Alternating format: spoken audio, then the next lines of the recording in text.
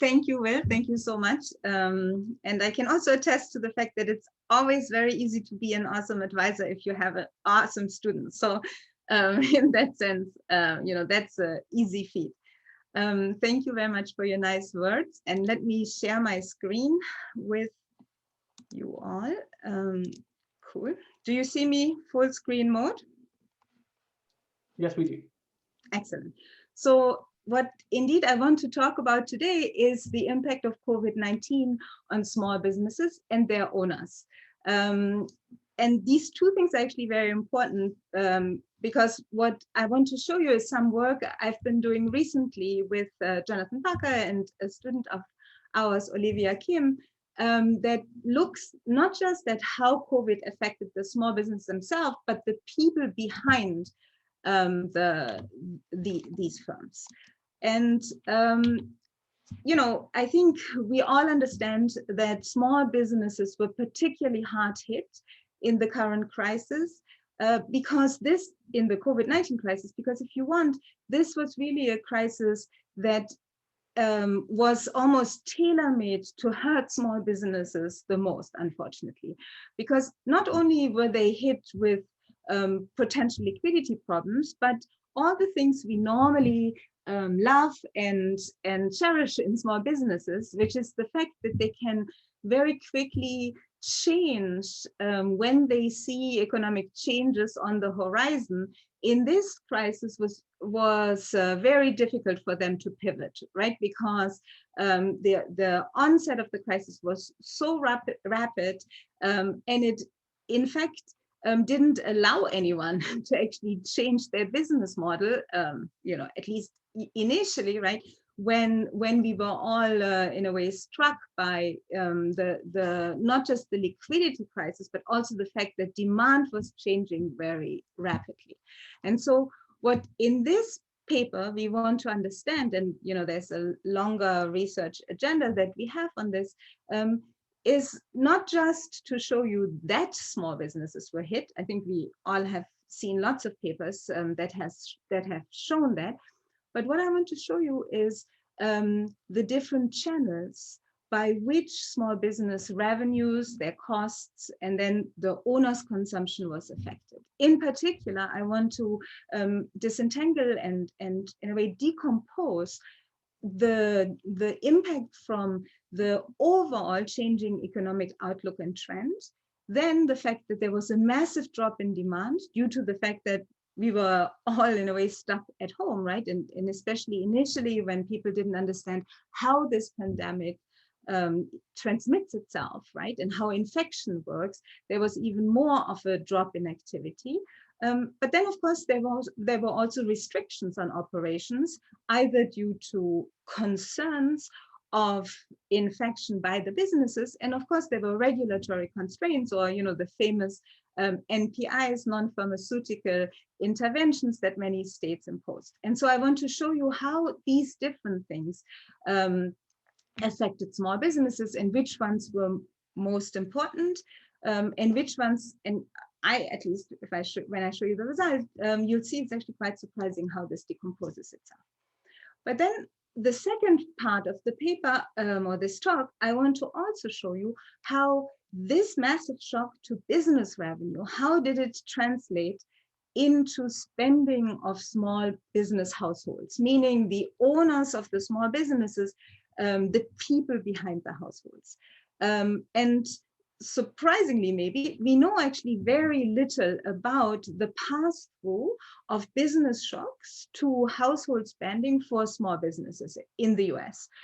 Even in normal times, or in good times, if you want, we have typically very little and bad data on this. And so, we were delighted that we can use data from JPMorgan Chase Institute to look at this transmission mechanism in the COVID crisis. And as I said, this is work that I've been doing with Olivia Kim, Jonathan Parker, both at MIT. Great. So let me first be very clear what I mean with this decomposition that I have in mind, right? So what I will show you is how the massive decline in revenue that many other papers have also documented, how much of this is driven just by the general overall darkening economic outlook by the onset of the COVID crisis. And you could think the idea here is that even absent, say, a small business being in March 2020 hit themselves by a change in, say, their consumers at the moment, probably many businesses looked ahead, realized how bad of a crisis this can be, and therefore might have felt inclined to either be more precautionary in their investments, engage more in precautionary savings, and if you want, retrench a little bit in anticipation or in the worry of what might all be on the horizon for the economy. So that's one channel. But then there's also a demand channel, which I call here the voluntary restriction in spending due to the infection risk. And voluntary, of course, in quotation mark, but what we have in mind with this is that in the fear, because of the fear of infection, consumers might not have been willing to come out and consume the way they normally did before, right? We've all now become very aware of it, right? But the idea here is to say that even without any constraints on consumer movement, we would like to understand how much of the drop in demand or in business revenue for small business is really driven just by consumers staying at home because they didn't want to be running around and potentially catching the virus or getting infected. And then the third and last channel is what you might call forced reduction in spending due to constraints on mobility. And here in particular, what I'll show you and what we are looking at are a multitude of state-level policies that were put in place to prevent businesses from being open, again, right, because state governments in the US were very concerned about the spread of the infection. So people have also called these non-pharmaceutical interventions, or you might have heard them being called shelter in place, social distancing, or even complete lockdown, right? And so what I'll show you is how these three channels decompose and the magnitude between these three. All right, just kind of one quick shout out to the ever and rapidly growing literature in this area. I'm sure you're aware of the fact that there have been a number of very early and very interesting papers that have shown that small businesses on average had really massive drops in revenues in the early phase of the pandemic, and that there were many businesses laid off workers, temporary closures and downsizing. Just to highlight one paper here, or one magnitude, is kind of the paper by Bartik and co-authors. It showed that even already by the end of March, 43% of SMEs had either temporarily closed or at least laid off some workers. And then we also have a growing literature that very convincingly shows that there was a large drop in the liquidity of small businesses.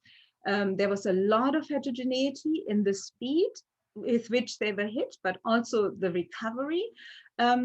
And of course, there's a lot of research that have looked at the impact of COVID-19 on the household consumption side. There we have typically much better data, or at least much more diverse sets of data that we can bring to bear. And for example, the paper by Cox and co-authors also uses the JPMorgan Chase data that I will be showing you, but on the household side, not on the business side. Or the paper by Baker et al. Uses payment processor data. And what these papers have all shown, that on the household side, across all income categories or households with different income levels, we saw a large drop in spending.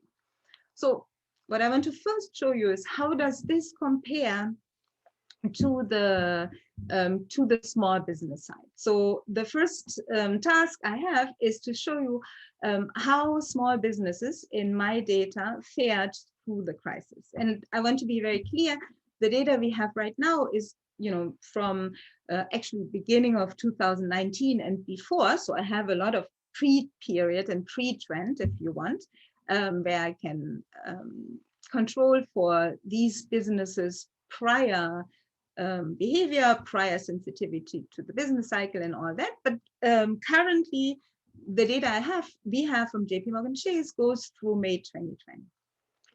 And what we did, which was quite painstakingly, but I will not bother you with this, is to construct a comprehensive data set of small business clients of JPMorgan Chase. And what we have is basically all the financial products and accounts that they have with JPMorgan Chase on the business side. So for example, their business checking account, term loans, business credit cards, but also the personal accounts that the owners of these small businesses have.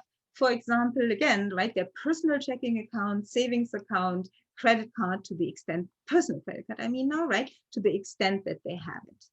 And one thing I want to just highlight so that you have this in the back of your mind. We have about 1.8 million businesses, but the average weekly revenue pre-COVID, right, in 2019 for these businesses was about $4,400 or $230,000 per year.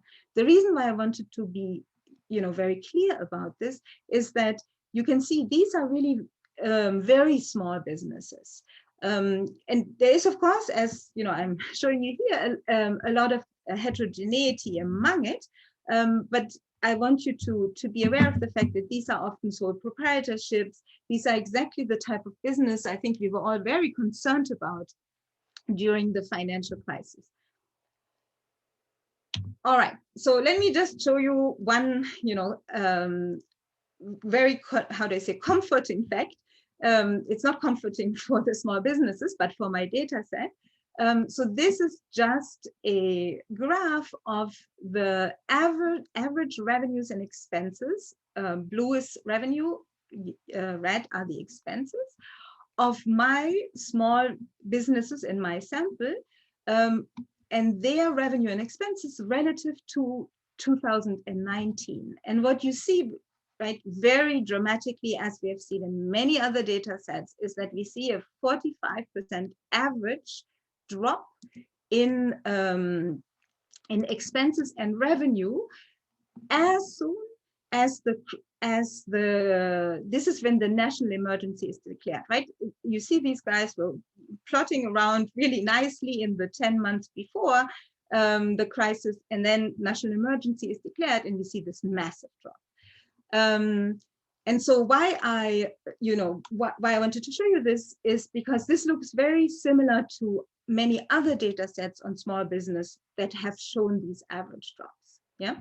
But now what I want to show you is how this average drop decomposes itself into these three different channels that, or three different dimensions that we talked about. And before I do this, actually, let me just also quickly show you, which I was very surprised about, how this is basically a repetition of the graph I showed you before, but now we're breaking out small businesses into, say, essential versus non-essential in the upper left-hand corner. So you see black is non-essential, red are businesses in essential industry, and essential industry, we just follow the State Department's definition here. We also have tried to follow individual states' definition, but it doesn't really make a difference. What you see is the drop is very pronounced for both type of industry, firms in both type of industries. It's a little less for the essential industry, but not dramatically so, right? And then if you look, say, small versus large, small businesses with and without employers, or those that came into the crisis with low versus high liquidity, they all look relatively similar in the shape of their shock. Yeah. Antoinette, let me just jump in and ask you a question from Pabala, because I think it fits here, which is, when you talk about NPIs, what extent is that capturing anticipated fiscal and monetary policy responses and interventions? Just kind of as a point of clarification. Oh, so what I will show you, what I mean with NPIs, and I'm getting to this exactly now, I literally mean shelter-in-place policies when they were put in place, or shutdown or social distancing rules. And what we have is very detailed data on, for each state, right, when exactly was, say, social distancing versus shelter in place versus other restriction put switched on. Does that answer your question? Yes, perfect. Cool. So thank you. So this was a great transition into the decomposition. So just to remind you, what I would like to understand is how much of this big drop that I showed you is basically a national trend, right? When I say overall darkening economic outlook, think of it that this might literally be small business wherever they were geographically in the country, whether maybe their state was already affected by COVID or not, might have all really felt, wow, this is like, a horrible wave coming, and potentially retrenched. How can I estimate that, right? I can estimate this by just looking of how much of my variation, say, in change in revenue is absorbed by pure time fixed effects. And what I will show you is actually that this plays a major role. But then we can also use variation in local infection rates. So even, say, at the MSA level, we have infection rates, new cases per 1,000 employees, right? And we can see how much of the change in business spending or revenues is affected by these, kind of very fine-grained measures of infection rates. And then the third thing, this is what Will was just talking about, or Pabala was talking about, right, is that we have information about forced reduction, if you want, in spending, because we can control for the shelter in place. As I said, right, I will be showing you how much of the change, say, in revenue, in expenses, or even in profit and so on of small business is affected by these three different components. Again, right, I will measure the infection rates as new cases per kind of 1,000 population, and I will measure kind of restrictions on mobility through shelter in place. I can tell you, we also have in the paper other metrics that capture more the intensity of the restrictions. So for example, whether you have a social distancing where only 6 people can meet, 20 people can meet, right? All the nested, if you want, change in intensity. But actually, I can tell you that the biggest impact, or kind of most of the variation really comes from whether a shelter in place constraint has been imposed in a country or not. And that's at the state level, because these NPIs varied through the crisis at the state level, right? It's at the governor level where these are determined. All right, so let me show you, and I promise you I will not bother you with a lot of small tables and small numbers, but this one is actually important for us to look at. So what I have here is exactly the results from this specification, right? Say revenue decomposed into infection, the change in revenues that is associated with change in infection, shelter in place, and just the weekly time trend.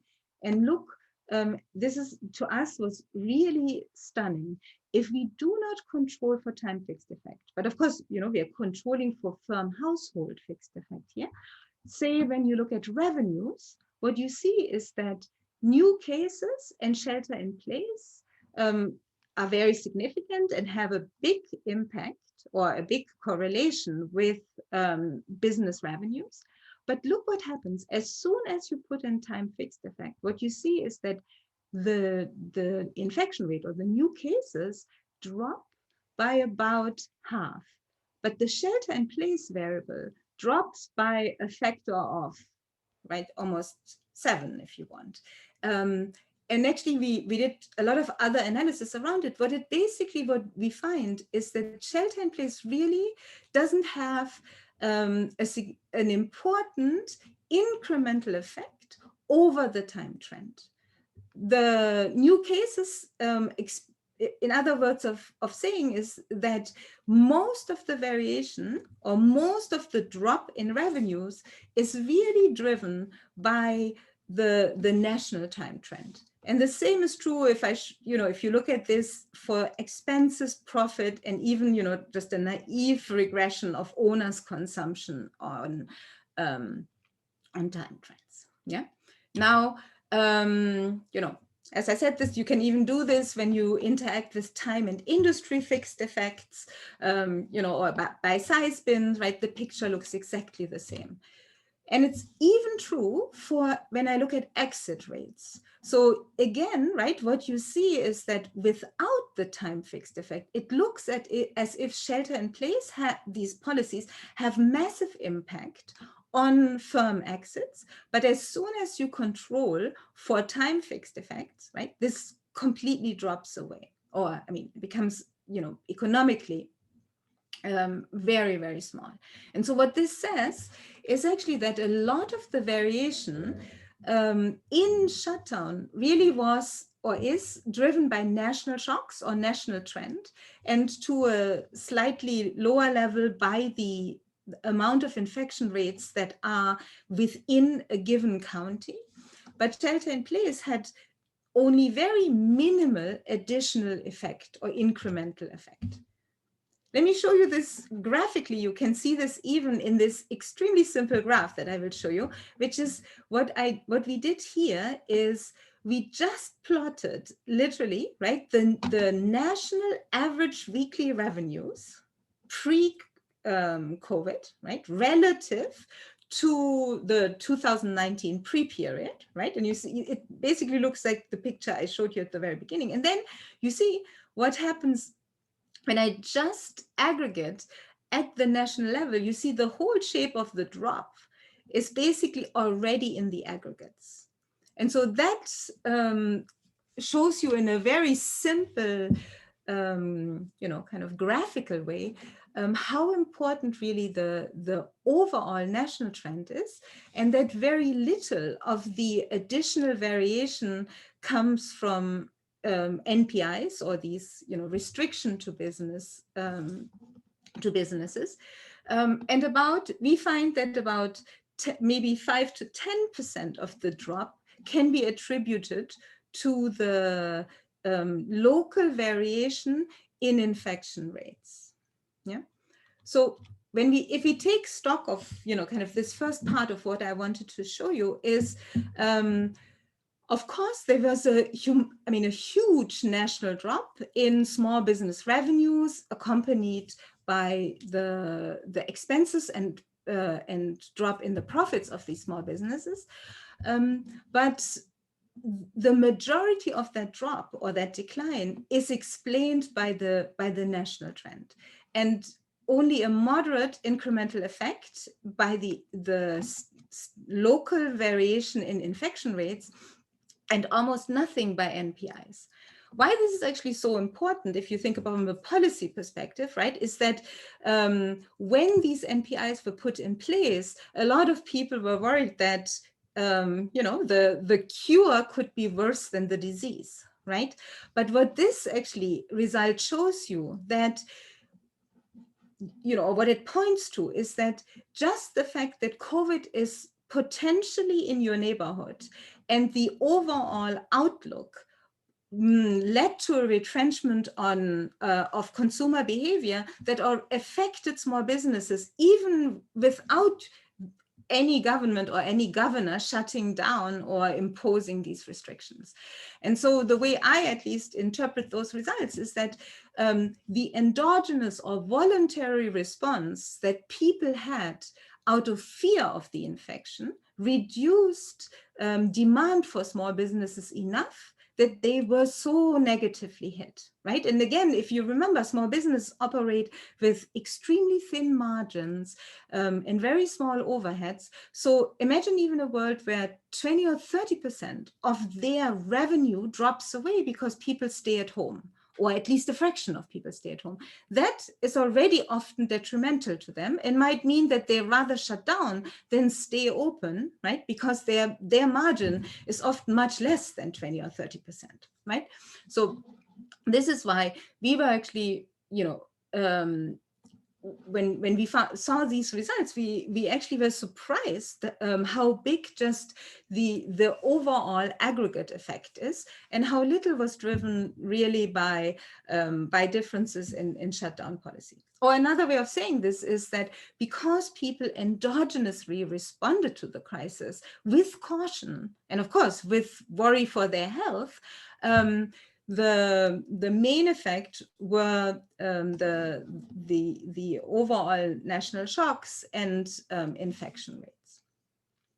All right, so the second thing that I want to now turn to, though, is how do those results on the small business side and on their revenue, how did they affect the consumption of the owners behind those small businesses?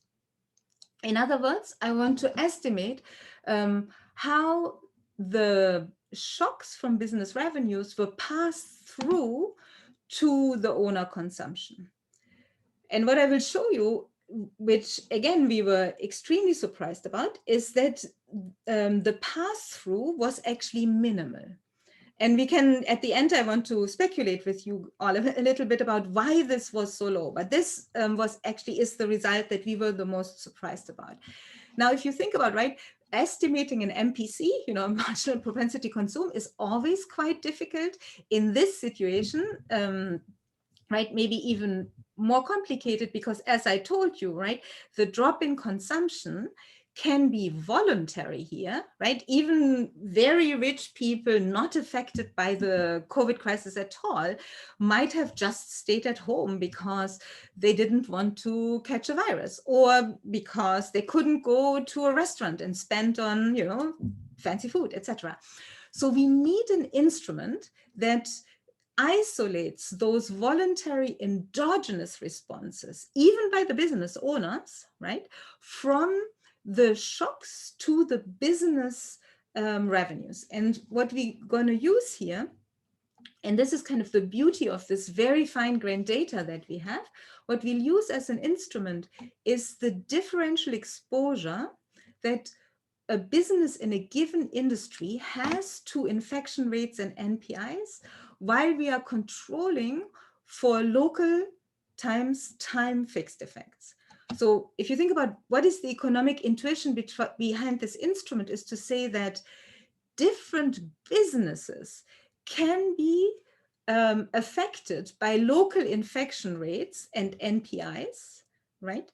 But when we control for the local time fixed effect, we are controlling for the business owner's personal response or endogenous response to the crisis. Or another way of saying is what we are estimating, or what we're assuming, which we think is not unreasonable, right, is that if you are in a neighborhood, or if you are in an MSA where there's a lot of infection going on in your area, your personal decision of not to spend or not to go out and eat out, etc., right, is symmetric to everyone else in that area, right? Because COVID will affect people in that area quite symmetrically.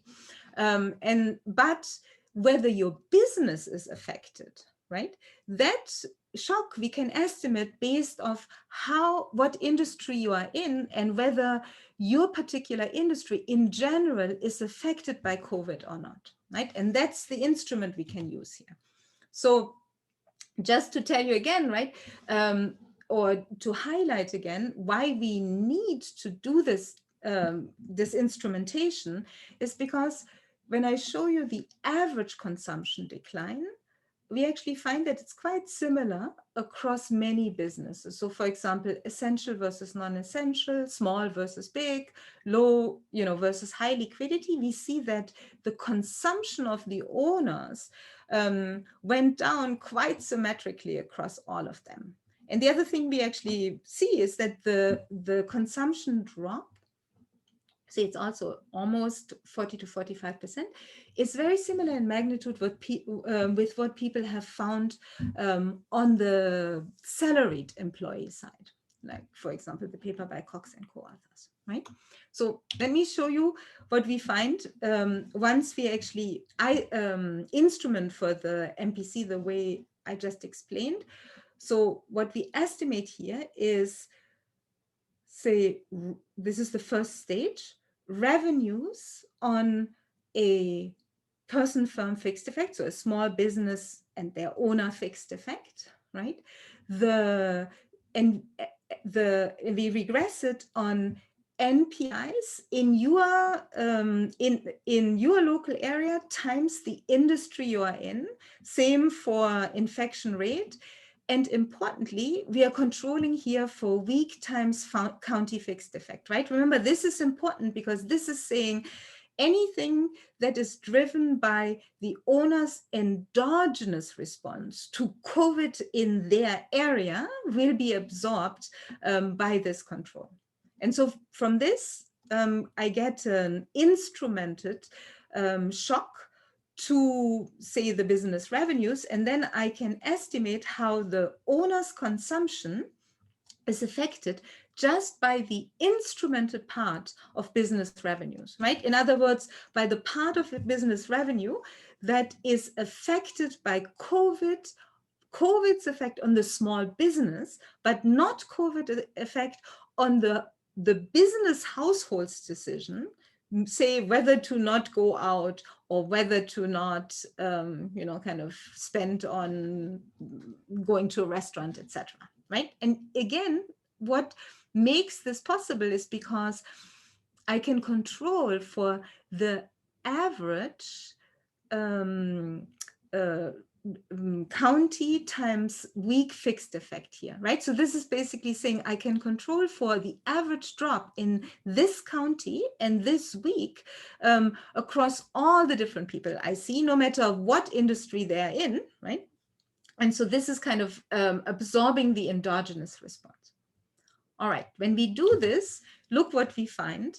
And I was already saying this before, right? Which is that, so each of these coefficients here is actually the outcome of a regression, right? And the coefficient is exactly this beta IV, right? It's the pass-through of the business shock on the business consumption. And what this tells you is that this pass-through is incredibly small.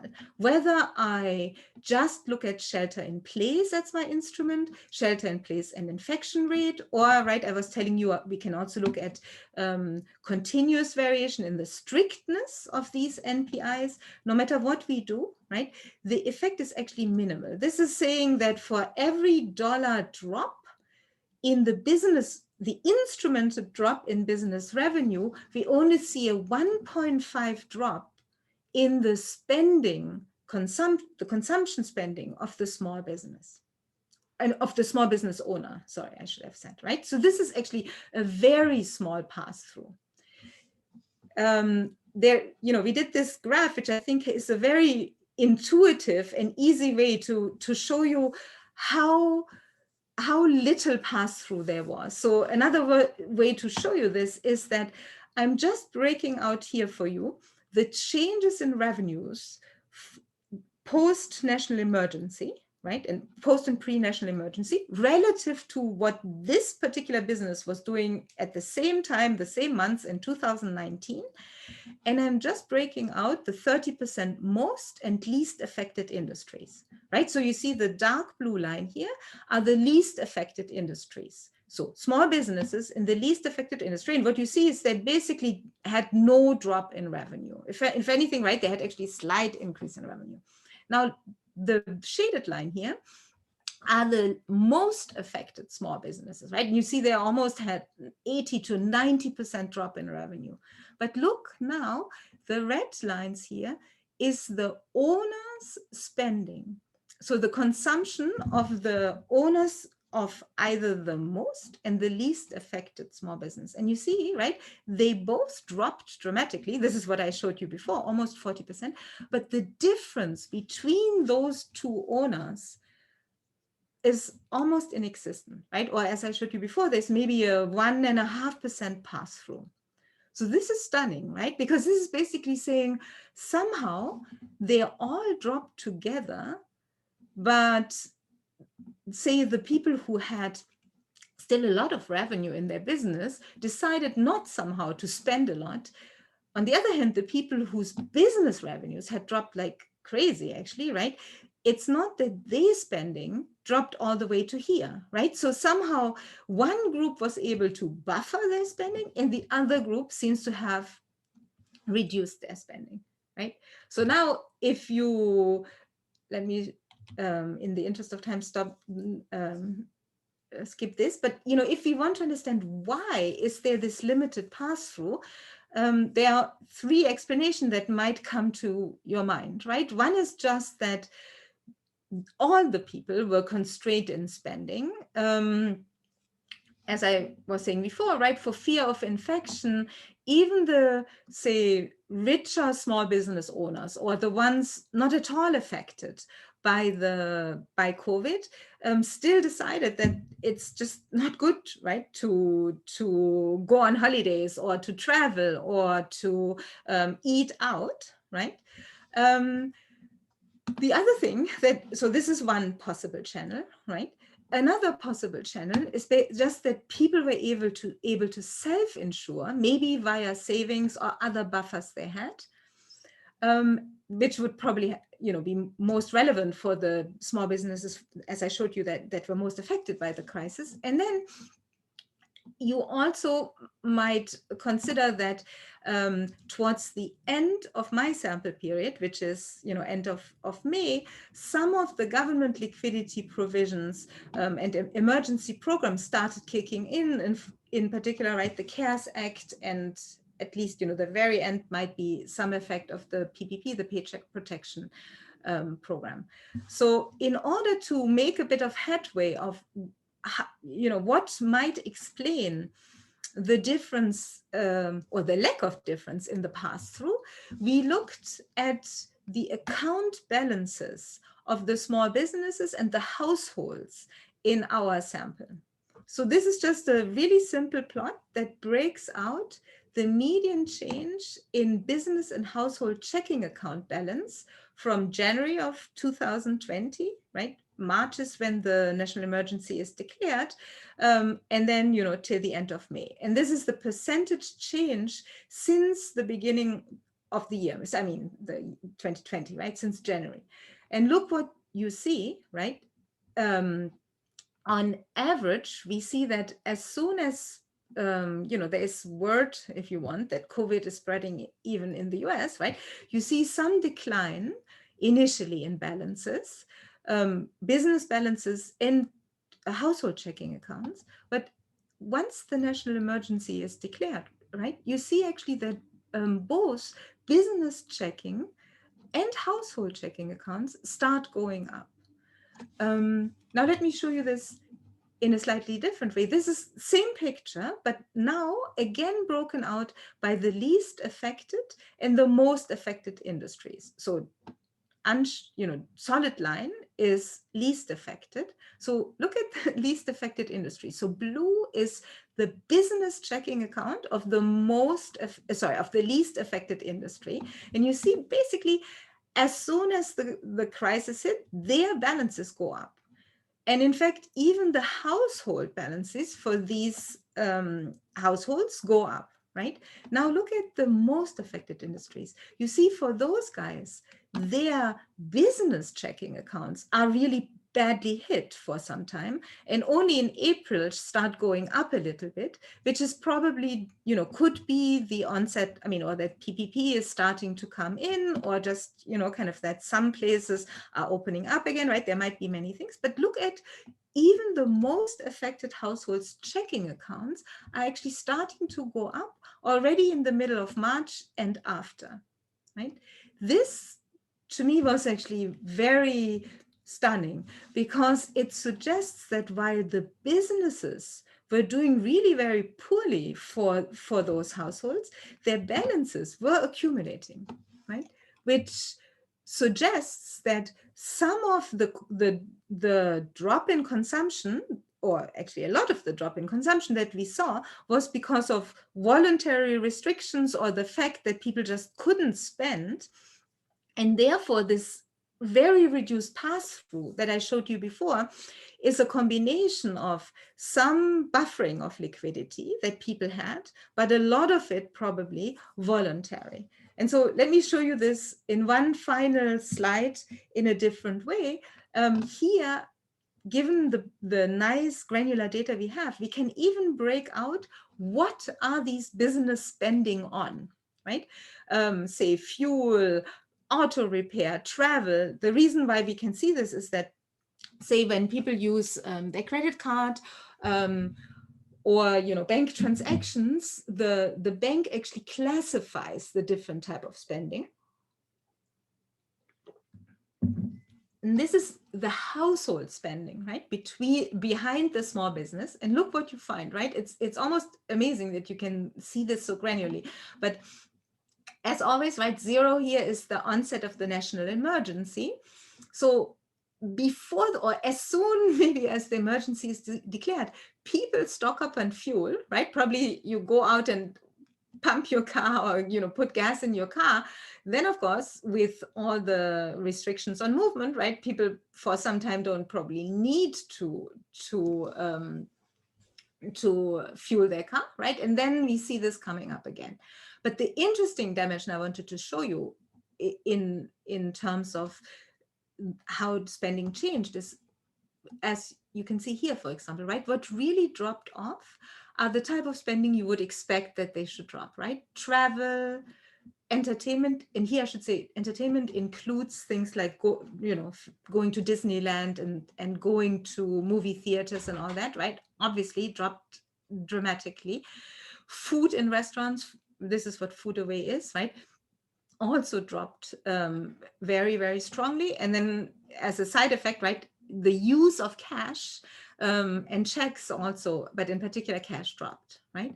What you can see, what didn't drop, or in fact, what went up a lot that, you know, I'm sure you're all aware of course, right, is but grocery spending, for example, went up as a function of people being at home much more, right? I can also tell you, I didn't want to show you all these little graphs here, but say spending on electronics, spending on computer games and so on also went up in the pandemic. But why I wanted to show you this is because I feel, you know, this is again supportive evidence of the fact that we saw this massive retrenchment in spending that at the high end seemed to have been driven by the fact that even people whose business was not affected were not able to spend.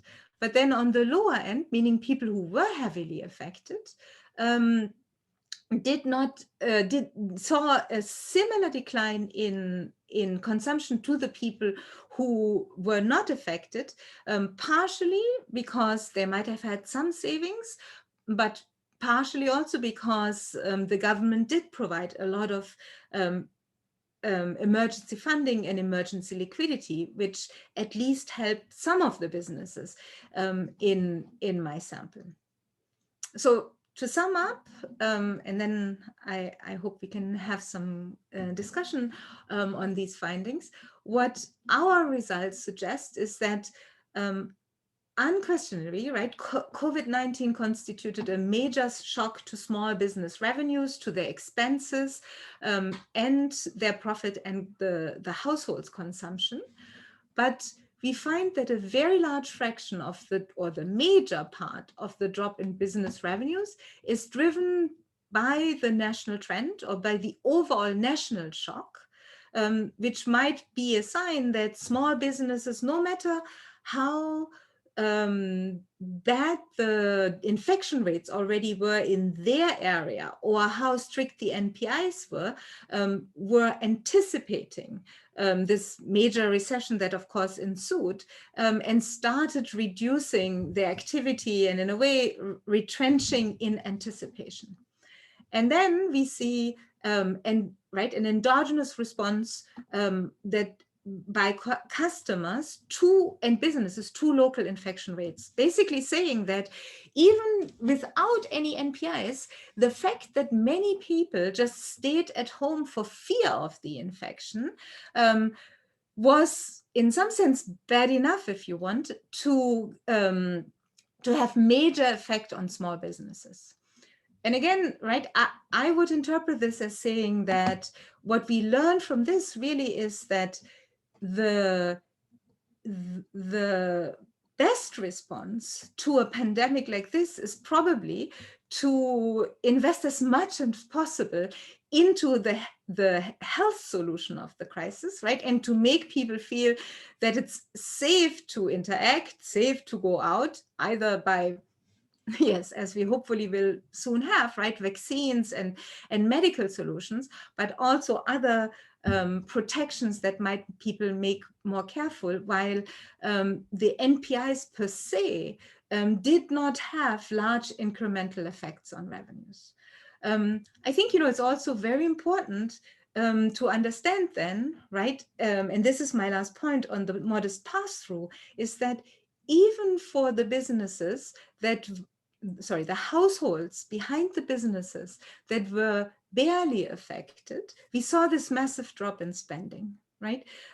Which in some sense, this is the final thing I want to say, right, is I've always been extremely concerned that we've been talking through this whole crisis about stimulus checks and stimulus spending, right? But this actually says, you don't need stimulus spending when people have nothing to spend on. And in fact, when they are afraid of spending, right? What we need is, yes, emergency insurance, emergency in spending on the people who are the hardest hit, to the people that either lost their jobs, were, maybe unfortunately infected and got sick and so on, right? But for the rest of the people, we actually see this massive build-up in imbalances, and some people now have found something very similar on the salaried employees too, right? So I think it's really important that we tailor the type of response to the type of crisis that we had, right? Because this was not the type of liquidity crisis that 2008 was. This was really a crisis on the demand side as well, or a constraint to demand. And so I think that's the end of where I want to stop. I just liked this type of cartoon very much because you see. This is dollars around our COVID. It's still resistant. Hit it with another trillion. I don't know, right? Like I've written papers about this at the onset of the pandemic. I feel, we should have hit medical science with a trillion and kind of made sure that we build as much medical protection as we can. Thank you. Great, thank you very much, Antoinette. That was extremely interesting, and there are plenty of questions. So actually, I'm going to start with a question from Claire that's passed on by John Garfinkel, and she's a student working on the heterogeneity at the community level. So her question is, what would you expect in terms of the impact of PPP to vary across communities that are different? Communities that have different types of population, different types of funding sources, relationships between their SMEs and their banks. So kind of it's a fundamentally community heterogeneity. How can you kind of speak to that? Thank you. That's a very good question. I should say this is actually not necessarily in our, right now, we didn't analyze this in our data because, right, as you saw, our JPMorgan Chase data stops in end of May and PPP, right, just hit the month before. in that sample, we are hoping that actually very soon we will get an extended sample till the end of last year, and then we can analyze this.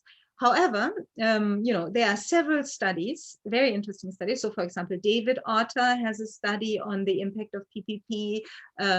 Jeremy Stein, Eric Zweig have some work on this. A PhD student of mine, actually, Alison has a paper on this. So it seems, right, what we have learned is that unfortunately the smallest small businesses had the hardest time to receive the PPP initially, especially in the first wave, partially because the banks were, kind of not well equipped to field the applications of these small businesses.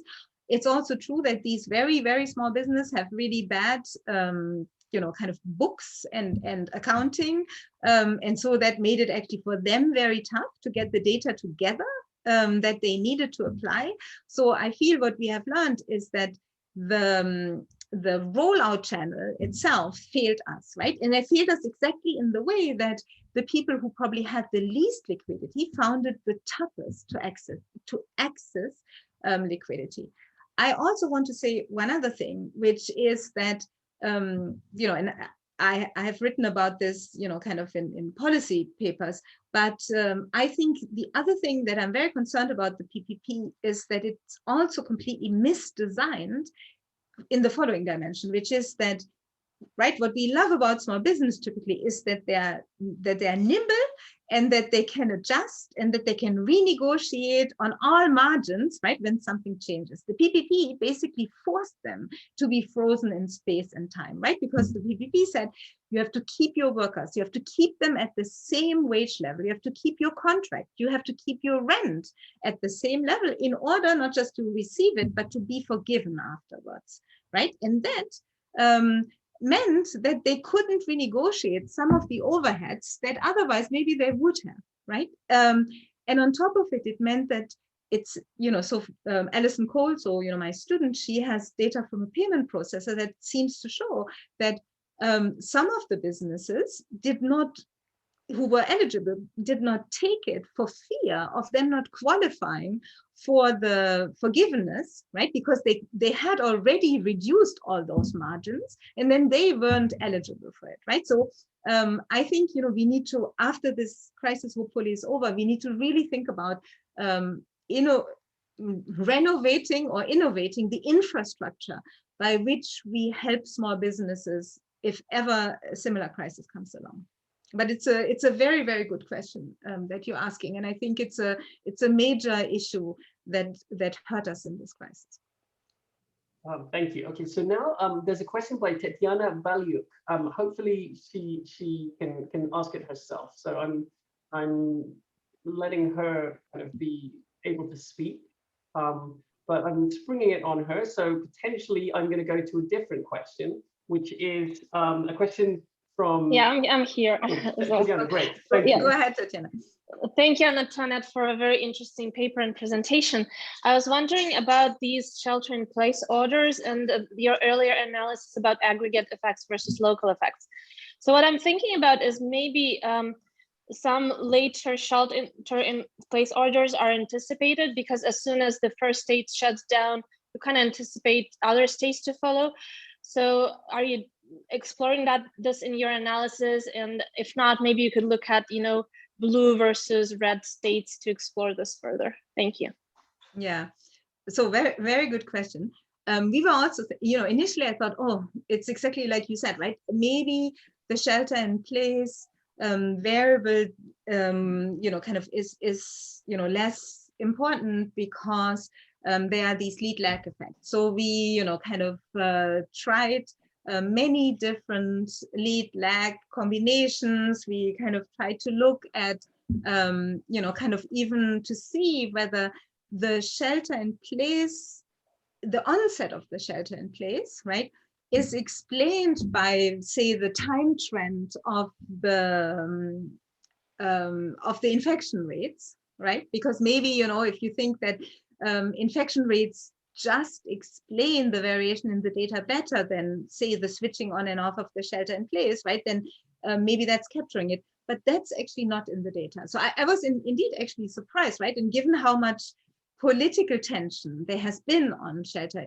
around, some of these restriction orders, I think it's really important to understand that maybe it's true that people found it very inconvenient and they were very unhappy, as we know, right, about the shelter in place provisions. But what the data at least suggests is that even already the onset of having the disease in your community creates enough disincentive for many people to go out that it has really bad effects on the small business. And so once you understand that, right, you might actually think what's much more important is to make sure that the people who are endogenously afraid from going out, right, can come back to a more normal life. And how would we do this in a situation like this? Is obviously by putting things in place that make people feel safe and comfortable, right? Now, of course, people have different levels at where they feel comfortable, but I think, that's why putting protection and ultimately having vaccine seems to be much more important than showering people with money. And again, don't get me wrong, the people who were directly affected and who saw big drops in their revenue or, kind of in their livelihoods, of course, we wanted to ensure them, right? But I think the image of that a pandemic needs stimulus seems just somewhat foolhardy, right? What it needs is emergency insurance. Great, thank you. So now let me go to a question by NK, who can speak now. Okay. Yes, thank you very much for your presentation, Antoinette. Very interesting. I was just thinking if there's one additional interpretation of your results, which is that the work-life balance has been altered. I think you mentioned that grocery sales have gone up because people are cooking on their own. So it's not as if spending on eating has gone down. It's just spending on eating out has gone down. Yep. And that might lead to very similar policy prescriptions along the lines that you're thinking of, that extra spending or making available more money will not solve it unless you reset the work-leisure balance that people are accepting. Right. I couldn't agree more, right? It's also interesting that we see that, with time, I think many people did then adjust to, say, working out in their local neighborhood because they couldn't go to the gym anymore, right? Or you see all the online things that have sprung up. I mean, human ingenuity is phenomenal, right? So somehow people found a bit of balance, but a lot of this balance was kind of very alternative spending from what we have previously seen, and I think that's something that we really need to keep in mind, right? Like, again, right, some people benefited in the pandemic. We know businesses, right, that were able to go online, or businesses that were already online before, like delivery services and so on, actually had a positive shock, and others had a negative shock. I think that's something to keep in mind. Right. Right. Thank you. Now to Matt Pritzker.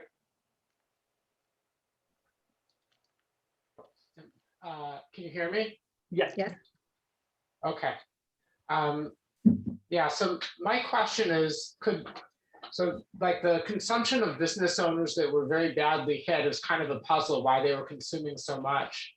And I wonder if part of it was that they were getting relief for like making mortgage payments or for rent relief or anything like that. Do you know if they somehow look different than the business owners who got hit last or anything like that? Yeah, that's a very good question. So, right, remember the CARES Act comes in basically in April, right? Or end of March. So we see, and I don't want to bring the data up now, but we do see that initially everybody is very badly hit, but the businesses that had the worst, that are most hit, don't see a further decline. And you're right that mortgage,